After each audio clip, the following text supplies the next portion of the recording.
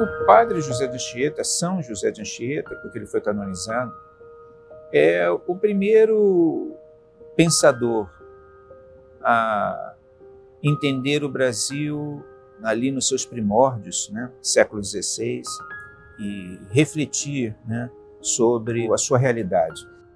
Ele tratava ali de uma realidade muito específica, que era aqueles primeiros contatos entre portugueses e índios, mas ele tinha uma capacidade de percepção da cultura indígena muito profunda e, principalmente, ele se dedicava muito a encontrar na cultura indígena aqueles elementos universais que podiam servir no processo de catequese. É interessante que o padre José de Anchieta estudou em Coimbra, mas ele tinha origem judaica, né? Ele era um cristão novo. Então isso é uma coisa interessante de ser notada, porque sendo um cristão novo, sendo de origem judaica, o padre José de Anchieta, São José de Anchieta, tinha uma profunda percepção de questões ligadas ao que hoje se chama de alteridade.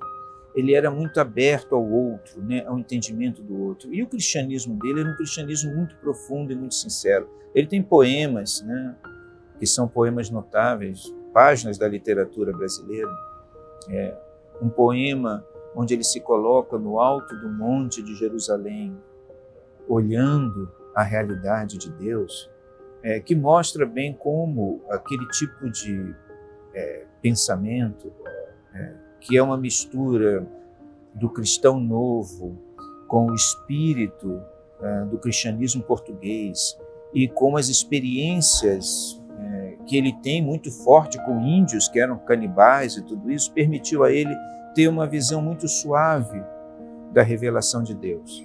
O padre José de Anchieta só pôde ser isso e ter essa grandeza toda por fazer parte da Companhia de Jesus, que naquele momento era uma instituição que recolhia o que havia de melhor em termos intelectuais, né?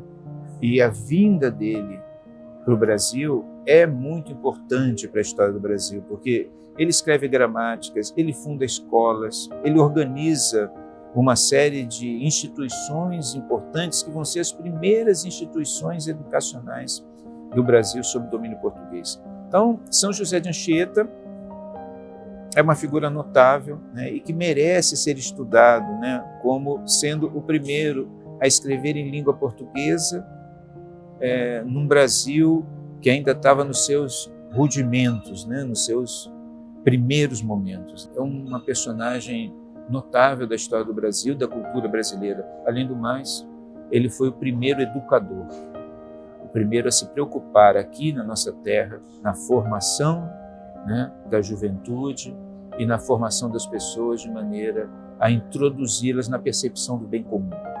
Então, o padre José de Anchieta é realmente uma personalidade impressionante e notável.